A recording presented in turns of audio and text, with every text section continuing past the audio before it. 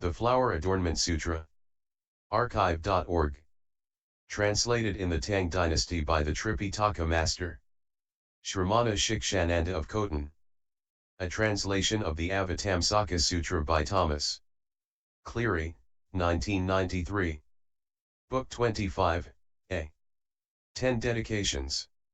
Then the enlightening being Diamond Banner, empowered by the Buddha, entered absorption in the light of knowledge of enlightening beings. When he had entered this absorption, there appeared before him as many Buddhas as atoms in 100,000 Buddha lands from beyond as many worlds as atoms in 100,000 Buddha lands in each of the 10 directions. Those Buddhas, who were all alike named Diamond Banner, praised him, saying, "Good. Good man, it's very good that you can enter this absorption in the light of knowledge of enlightening beings. Good man, this is the spiritual power of Buddhas as numerous as atoms in 100,000 Buddha lands in each of the 10 directions bolstering you, and also the spiritual power of the force of Vairocana Buddha's past vows, and it is also due to the purity of your knowledge and wisdom, and to the growing supremacy of the basis of goodness of enlightening beings, enabling you to enter this absorption and expound the teaching, in order to enable enlightening beings to attain pure fearlessness, to have unimpeded powers of elucidation, to enter the state of unobstructed knowledge, to abide in the great mind of omniscience, to perfect innumerable virtues, to fulfill unhindered pure ways, to enter into the all-sided realm of reality, to manifest the spiritual freedom of all Buddhas, to maintain previous awareness and knowledge, to gain all Buddhas' protection of all faculties, to extensively expound myriad principles by means of countless approaches, to understand and keep in memory the teachings heard,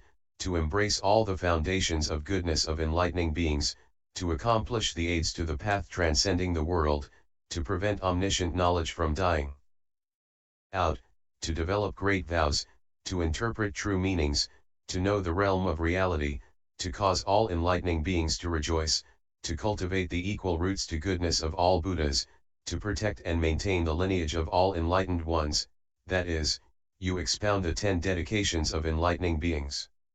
Child of Buddha, you should receive the spiritual power of the Buddha and expound this teaching, to gain the protection of the Buddhas, to dwell in the house of the Buddhas, to increase transcendental virtues, to attain the light of concentration, to enter the unobstructed state of the Buddha, to illumine the realm of reality with great light, to assemble faultless pure ways, to abide in the realm of great knowledge, to attain the unimpeded light of truth. Then the Buddhas bestowed on Diamond Banner boundless knowledge and wisdom, unhalting, unimpeded eloquence, skill in distinguishing expressions and meanings, unhindered light of the teaching, the equal body of wisdom of the enlightened, a pure voice with infinite distinct tones, the inconceivable concentration of enlightening beings' skillful observation, the knowledge of dedication of indestructible foundations of all goodness, consummate skill in analytic observation of all things, and uninterrupted power of elucidation to explain all things in all places. Why? Because of the power of the virtue of entry into this absorption. Then the Buddhas each patted the enlightening being Diamond Banner on the head with their right hands, after which Diamond Banner rose from absorption and declared to the enlightening beings, children of Buddhas, great enlightening beings have inconceivable great vows, filling the cosmos, able to save all sentient beings. That is, to learn and practice the dedications of all Buddhas of past, present, and future.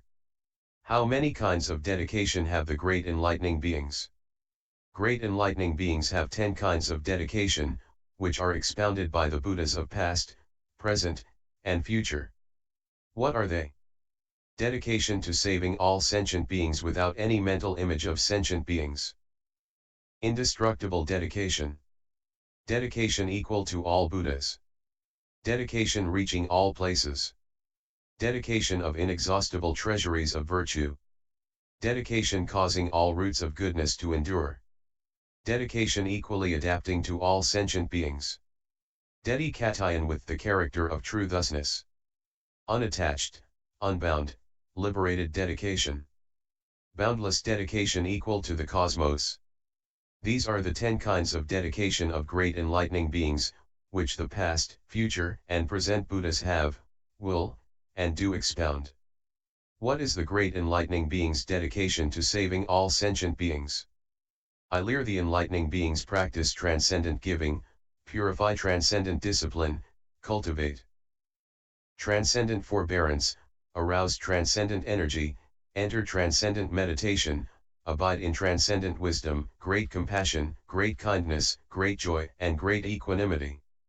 Cultivating boundless roots of goodness such as these, they form this thought: may these roots of goodness universally benefit all sentient beings, causing them to be purified, to reach the ultimate, and to forever leave the innumerable pains and afflictions of the realms of hells, ghosts, and animals, and so on. When the great enlightening beings plant these roots of goodness, they dedicate their own roots of goodness thus: I should be a hostel for all sentient beings, to let them escape from all painful things. I should be a protector for all sentient beings, to let them all be liberated from all afflictions. I should be a refuge for all sentient beings, to free them from all fears. I should be a goal for all sentient beings, to cause them to reach universal knowledge. I should make a resting place for all sentient beings, to enable them to find a place of peace and security. I should be a light for all sentient beings, to enable them to attain the light of knowledge, to annihilate the darkness of ignorance. I should be a torch for all sentient beings, to destroy all darkness of nescience. I should be a lamp for all sentient beings, to cause them to abide in the realm of ultimate purity. I should be a guide for all sentient beings, to lead them into the truth. I should be a great leader for all sentient beings, to give them great knowledge. Enlightening beings dedicate all foundations of goodness in this way, to equally benefit all sentient beings and ultimately cause them all to attain universal knowledge. The enlightening beings' protection to and dedication to those who are not their relatives or friends are equal to those for their relatives and friends. Why? Because enlightening beings enter the equal nature to all things, they do not conceive a single thought of not being relatives or friends. Even if there be sentient beings who have malicious or hostile intentions toward the enlightening beings, still the enlightening beings also regard them with the eye of compassion and are never angered. They are good friends to all sentient beings, explaining the right teaching for them, so that they may learn and practice it. Just as the ocean cannot be changed or destroyed by all poisons, so too are enlightening beings, the various oppressive afflictions of all the ignorant, the unwise, the ungrateful, the wrathful, those poisoned by covetousness, the arrogant and conceited, the mentally blind and deaf, those who do not know what is good, and other such evil sentient beings, cannot disturb the enlightening beings.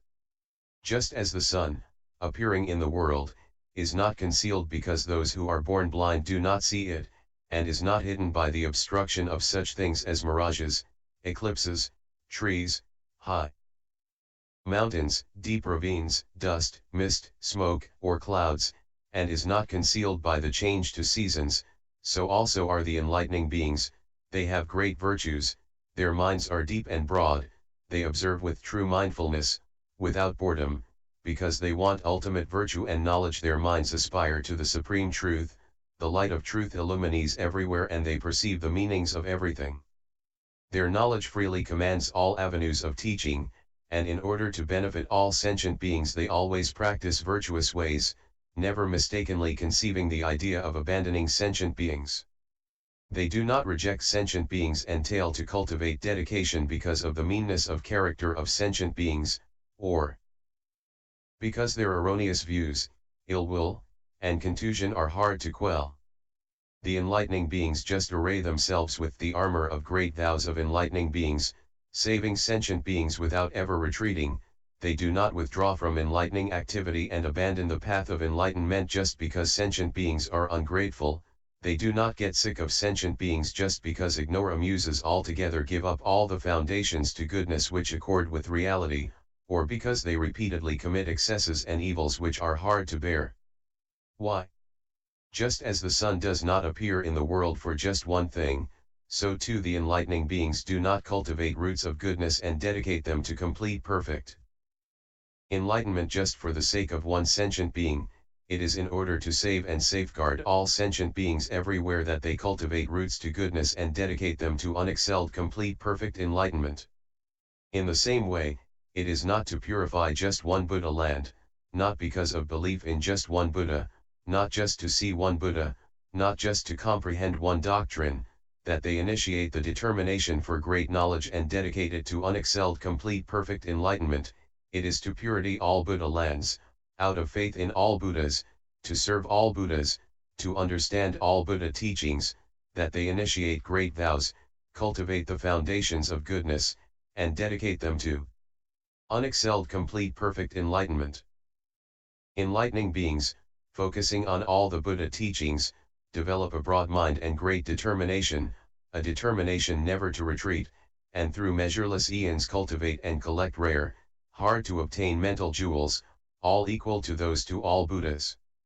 Thus observing the basis of goodness, enlightening beings' mind of faith is pure, their great compassion is firm and enduring, they truly and genuinely dedicate them to sentient beings with a most profound intent, a joyful mind, a pure mind, a mind conquering all, a gentle mind, a kind, compassionate mind, a mind to pity and sympathy, with the intention to protect, to benefit, and to give peace and happiness to all sentient beings. They do this sincerely and in reality, not just in words. When great enlightening beings dedicate roots to goodness, they think in these terms: by my roots to goodness may all creatures, all sentient beings, be purified, may they be filled with virtues which cannot be ruined and are inexhaustible. May they always gain respect. May they have right mindfulness and unfailing recollection. May they attain sure discernment. May they be replete with immeasurable knowledge. May all virtues to physical, verbal, and mental action fully adorn them. They also think, by these roots of goodness I'll cause all sentient beings to serve all Buddhas, to their unfailing benefit. I'll cause their pure faith to be indestructible, I'll cause them to hear the true teaching, cut off all doubt and confusion. Remember the teaching without forgetting it and practice in accord with the teaching. I will cause them to develop respect for the enlightened, to act with purity, to rest securely on innumerable great foundations to goodness, to be forever free of poverty, to be fully equipped with the 7 kinds to wealth, faith, self-control, shame, conscience, learning, generosity, and wisdom, to always learn from the Buddhas, to perfect innumerable supreme roots to goodness, to attain impartial understanding, to abide in omniscience, to look upon all sentient beings equally with unobstructed eyes, to adorn their bodies with all marks of greatness, without any flaws, to have pure, beautiful voices replete with all fine qualities, to have control over their senses, to accomplish the 10 powers, to be filled with goodwill, to dwell or depend on nothing, to cause all sentient beings to attain the enjoyments of Buddhahood, attain infinite spiritual stations, and abide in the abode of Buddhas. When enlightening beings see sentient beings doing all sorts to bad things and suffering all sorts to misery and pain, and being hindered by this from seeing the Buddha, hearing the teaching, and recognizing the community, the enlightening beings think, I should, in those states of woe, take on the various miseries in place of the sentient beings, to liberate them. When enlightening beings suffer pain in this way, they become even more determined, they do not give up or run away, are not shocked or frightened, are not discouraged or intimidated, and are unwearied. Why? Because according to their vows they are determined to carry all sentient beings to liberation. At such a time, enlightening beings think in these terms: all sentient beings are in the realm of the pains and troubles of birth, old age, sickness, and death, revolving in repeated routines according to the force of their acts, ignorant, with erroneous views, bereft to qualities to goodness. I should save them and enable them to attain emancipation. Also, sentient beings are wrapped up in the web of attachments, covered by the shroud of ignorance, clinging to all existence, pursuing them unceasingly, entering the cage to suffering, acting like maniacs, totally void of virtue or knowledge, always doubtful and confused. They do not perceive the place of peace, they do not know the path of emancipation, they revolve in birth and death without rest, always submerged in the mire of suffering. Enlightening beings, seeing this, conceive great compassion and desire to help them, wanting to enable sentient beings to all attain liberation. To this end they dedicate all their virtues, dedicating them with a great, magnanimous heart, in conformity with the dedication practiced by the enlightening beings of all times, in accord with dedication as explained in the scriptures, praying that all sentient beings be thoroughly purified and ultimately accomplish knowledge of all means to liberation. They also think, what I practice is in order to enable sentient beings to all become supreme sovereigns of knowledge. I am not seeking liberation for myself, but only to serve all sentient beings, to cause them to all attain the omniscient mind, to cross over the flow of birth and death, and be freed from all suffering. They also form this thought, I should accept all sufferings for the sake to all sentient beings, and enable them to escape from the abyss of immeasurable woes of birth and death. I should accept all suffering for the sake of all sentient beings in all worlds, in all states to misery, forever and ever, and still always cultivate foundations of goodness for the sake of all beings. Why? I would rather take all this suffering on myself than to allow sentient beings to fall into hell. I should be a hostage in those perilous places, hells, animal realms, the nether world, etc., as a ransom to rescue all sentient beings in states of woe and enable them to gain liberation. They also form this thought, I vow to protect all sentient beings and never abandon them. What I say is sincerely true, without falsehood. Why? Because I have set my mind on enlightenment in order to liberate all sentient beings. I do not seek the unexcelled way for my own sake. Also I do not cultivate enlightening practice in search of pleasure or enjoyment. Why? Because mundane pleasures are all suffering, the realm of maniacs, craved by ignorant people but scorned by Buddhas, all misery arises from them. The anger, fighting, mutual defamation, and other such evils of the realms of hells, ghosts, animals, and the netherworld are all caused by greedy attachment to objects of desire. By addiction to desire one becomes estranged from the Buddhas and hindered from birth in heaven, to say nothing of unexcelled complete perfect enlightenment. Observing thus how worldlings, because of greed for a little taste of what they desire, experience immeasurable suffering, enlightening beings after all do not seek unexcelled enlightenment and cultivate enlightening practice for the sake of those pleasures of the senses.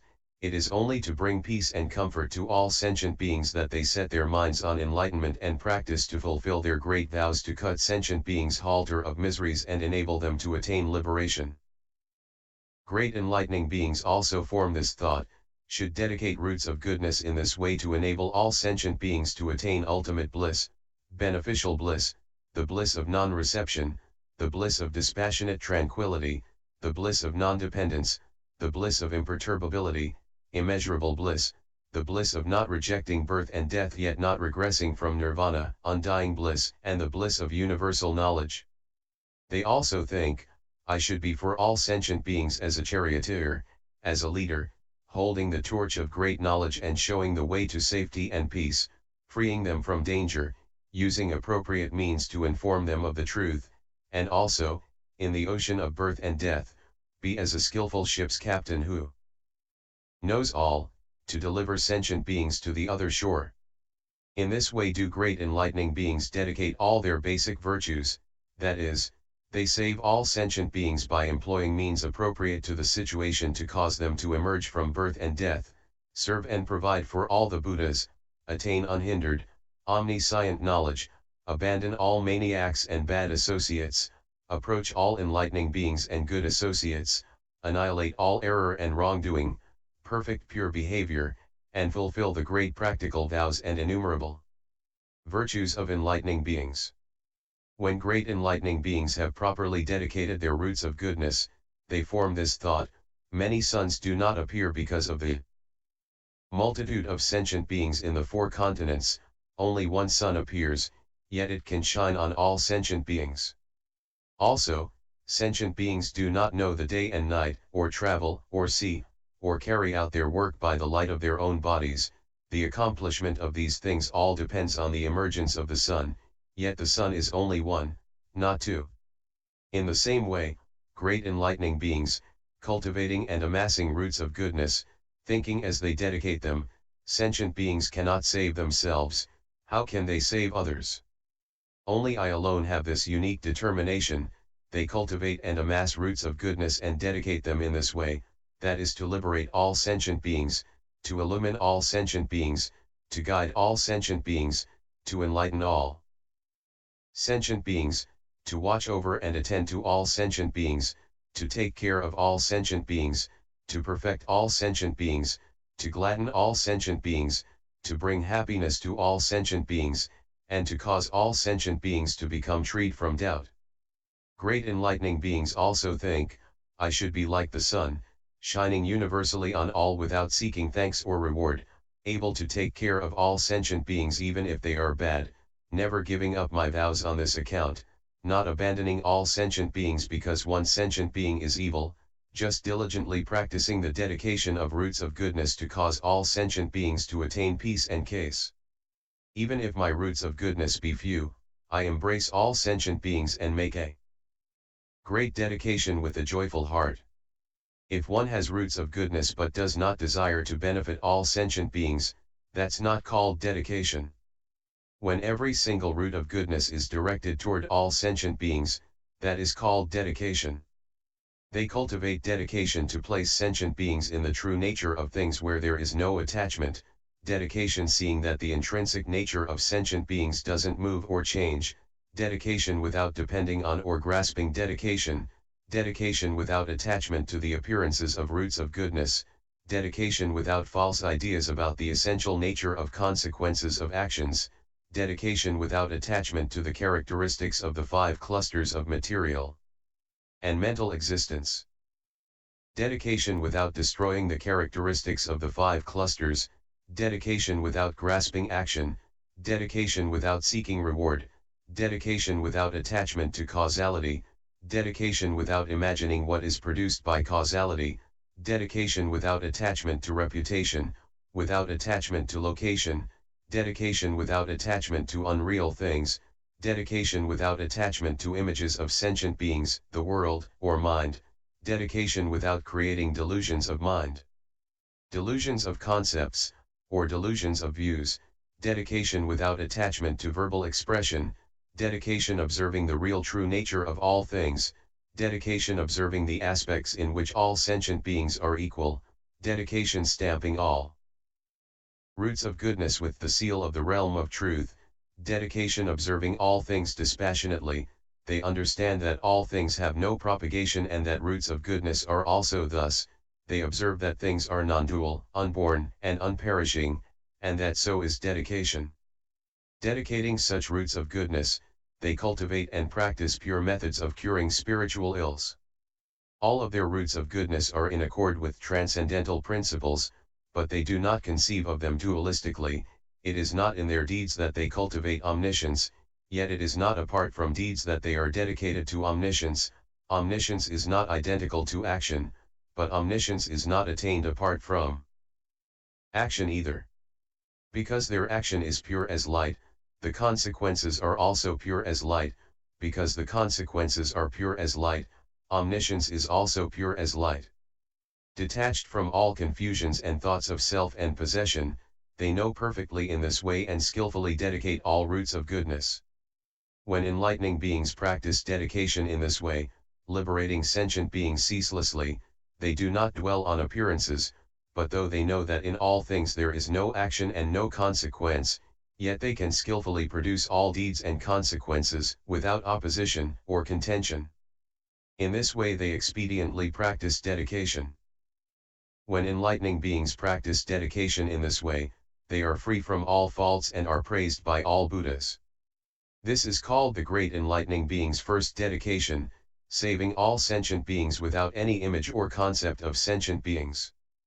Then the enlightening being Diamond Banner looked over all the assemblies in the 10 directions, throughout the cosmos, entering into the meanings and expressions of the profundities, cultivating supreme action with a boundless mind, covering all beings with great compassion, maintaining the lineage of the enlightened ones of past, present, and future, entering the treasury of virtuous qualities of all Buddhas, producing the verity body of all Buddhas, able to discern the mentalities of all sentient beings, knowing the roots of goodness he had planted were ripe, while abiding in the reality body he manifested pure physical embodiment for them and, empowered by the Buddha, said in verse, cultivating the way over inconceivable eons, vigor firm, mind unobstructed, always seeking the virtuous qualities of Buddhas I benefit living beings, the peerless tamers of the world thoroughly purify their minds, determining to save all conscious creatures, they can enter well into the treasury of dedication.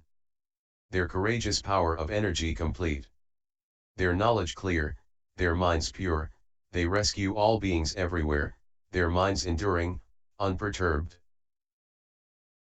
Their hearts can rest peacefully, without compare, their minds are ever pure and full of joy. Earnestly striving thus for the sake of the living. They are like earth, accepting all. They do not seek pleasure for themselves, they only want to rescue sentient beings, thus developing a heart of great compassion. They quickly gain entry to the unhindered state. They are able to accept all beings in all worlds in the 10 directions, they stabilize their minds to save those beings. This way cultivating the dedications. They practice generosity most gladly and preserve pure conduct, without transgression.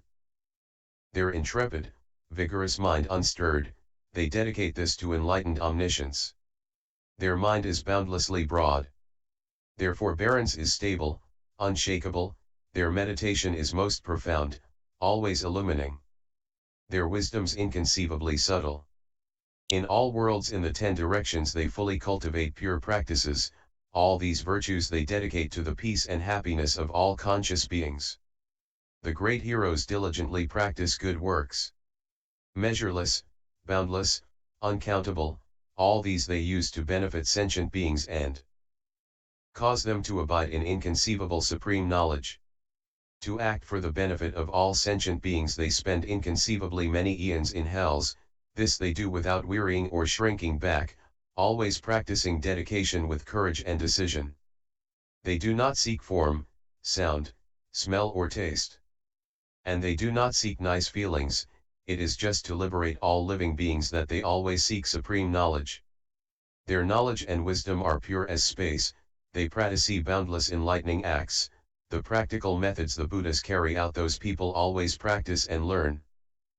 The great heroes, traveling through all worlds, are able to give peace and safety to all beings, causing all to rejoice, tirelessly cultivating enlightening practice.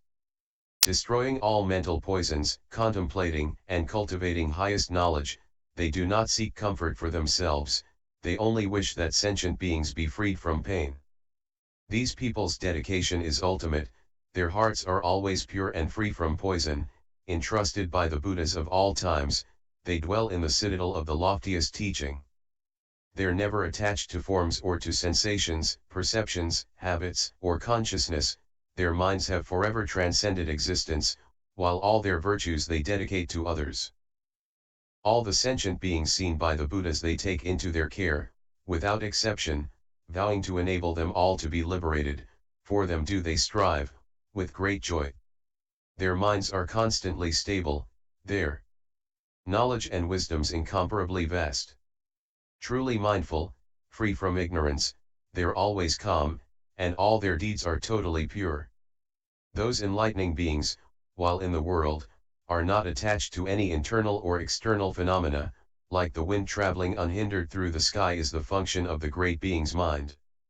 Their physical actions are all pure, all their speech is without error, their minds always take refuge in the Buddha, and they can please all the Buddhas. In the infinite worlds of the 10 directions, wherever there are Buddhas, they go, there, seeing the lords of great compassion, they all gaze with reverent respect. Their minds are always pure and faultless, entering all worlds without tear, already in the enlightened one's unexcelled bath, they act as great reservoirs of truth for all beings. Diligently observing and examining all phenomena. They contemplate existence and non-existence accordingly, thus they pursue the truth and gain entry to the most profound realm of non-contention. With this they cultivate the steadfast way which no sentient beings can break down, well able to comprehend the nature of all things, they have no attachments in any world. Thus they are dedicated to reaching the other shore, enabling all beings to be free from defilements, forever rid of all dependency, they enter the realm of ultimate independence. In the languages of all sentient beings in accord with the differences in their types, enlightening beings can distinctly explain while their minds are unattached and unhindered. Thus do enlightening beings practice dedication, unspeakably many are their virtues and their methods, they earn the praise of all the Buddhas in all worlds of the 10 directions. What is the indestructible dedication of great enlightening beings? These great enlightening beings attain indestructible faith in the enlightened ones to past, future, and present, because they serve all Buddhas. They attain indestructible faith in enlightening beings, even those who have just resolved on the search for omniscience for the first time, because they vow to tirelessly cultivate all foundations to goodness to enlightening beings. They attain indestructible faith in all the Buddha qualities, because they conceive profound aspiration. They attain indestructible faith in all Buddha teachings, because they abide by them and maintain them. They attain indestructible faith in all sentient beings, because they look upon them impartially with the eye of compassion and dedicate roots of goodness to their universal benefit. They attain indestructible faith in all pure ways, because everywhere they amass boundless roots of goodness. They attain indestructible faith in the path of dedication of enlightening beings, because they fulfill their noble aspirations. They attain indestructible faith in all teachers of the ways of enlightening beings, because they think of the enlightening beings as Buddhas. They attain indestructible faith in the spiritual powers of all Buddhas, because they deeply believe in the inconceivability to the Buddhas. They attain indestructible faith in the practice of skill in expedient means exercised by all enlightening beings, because they include countless various realms to activity. When great enlightening beings abide in indestructible faith, they plant roots of goodness, innumerable and boundless, in various realms, such as those of Buddhas, enlightening beings, disciples of Buddhas, individual illuminates, of Buddhist doctrines, and of sentient beings, causing the determination for enlightenment to grow more and more. Their kindness and compassion broad and great, they observe impartially. They accord with and practice the deeds of the Buddhas, embracing all pure foundations of goodness. Entering the truth, they assemble virtuous practices, carry out great works to charity, and cultivate meritorious qualities, looking upon the past, present, and future as equal. Great enlightening beings dedicate such virtues to omniscience, aspiring to always see the Buddhas. They associate with good companions and live among enlightening beings. Constantly keeping their minds on omniscience, they accept and hold the Buddhist teachings, conscientiously protecting them, and educate and develop all sentient beings, their minds always dedicated to the path of emancipation from the world. They provide for and serve all teachers of truth. Understanding the principles to the teachings, they retain them in memory, they cultivate and practice great vows, causing them all to be fulfilled. Thus do enlightening beings amass roots of goodness, accomplish roots of goodness, develop roots to goodness, contemplate roots to goodness, concentrate on roots of goodness, analyze roots of goodness, delight in roots to goodness, cultivate roots of goodness, and abide in roots to goodness. Once enlightening beings have amassed various roots to goodness in this way, they cultivate the practices of enlightening beings by means to the results of these roots to goodness. In every successive moment they see innumerable Buddhas, and serve and provide for them in accordance with their needs. They provide innumerable jewels, flowers, garlands, garments, parasols, banners, pennants, adornments, servants, beautified places, perfumes, powdered incenses, mixed scents, burning incenses, profound faith, aspiration, pure minds, respect, praise, honor, jeweled scats, flower scats, incense seats, scats to garlands, sandalwood scats, cloth seats, diamond scats, crystal seats, precious streamer scats, jewel-colored scats, bejeweled parks, flowered parks, perfumed parks, parks hung with garlands, parks spread with robes, jewel-studded parks, parks decorated with streamers of all jewels, parks with trees to all precious substances, parks with balustrades to all precious substances, parks covered with nets of chimes of all jewels,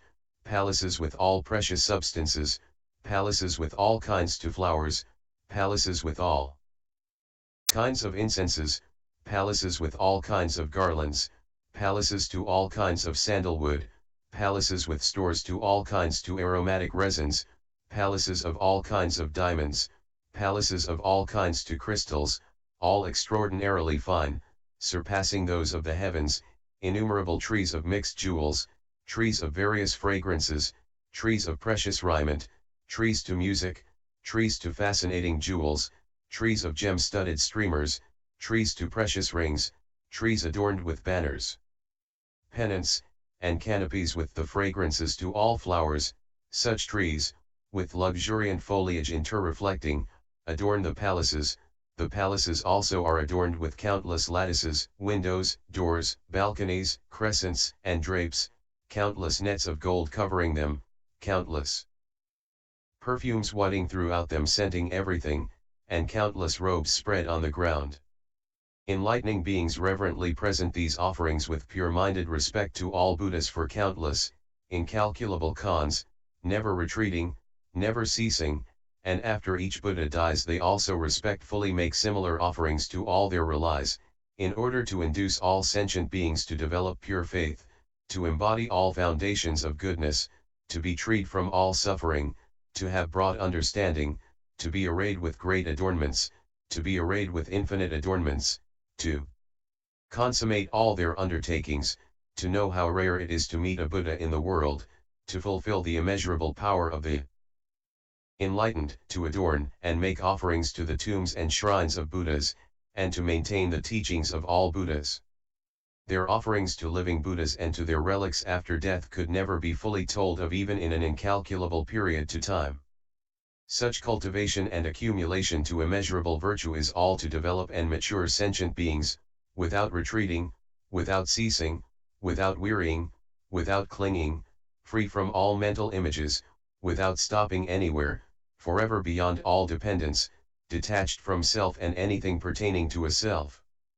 They seal all aspects of their activities with the stamp of truth, realize the birthlessness of things, abide in the abode to Buddhahood, and observe the nature to birthlessness definitively marking all objects.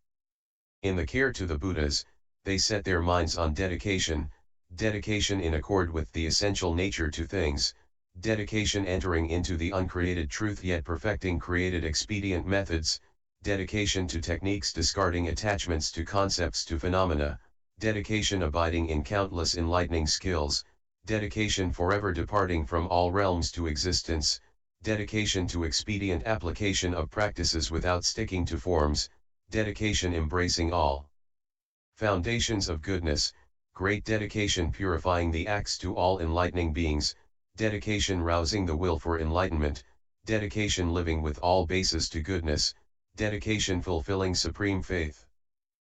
When enlightening beings dedicate such roots of goodness, though they go along with birth and death they are not changed, they seek omniscience without ever retreating, while being in the various realms to existence, their minds are undisturbed, they are able to liberate all sentient beings, they are not stained by compounded things, they do not lose unimpeded knowledge, their fulfillment of causes and conditions of enlightening beings' practices and stages is inexhaustible, worldly things cannot change or move them, they fulfill the pure ways to transcendence, they are able to accomplish all knowledge and power. Thus do enlightening beings get rid of the darkness of ignorance and folly, develop the will for enlightenment and reveal its light, increase pure ways, dedicated to the supreme way, fulfilling all its practices. With clear, pure intellect they are able to skillfully analyze and comprehend all things as appearing according to the mind, they know deeds are like illusions, results to deeds are like paintings, all activities are like magic tricks, things born of causes and conditions are all like echoes, and the practices to enlightening beings are all like reflections. Continued, b.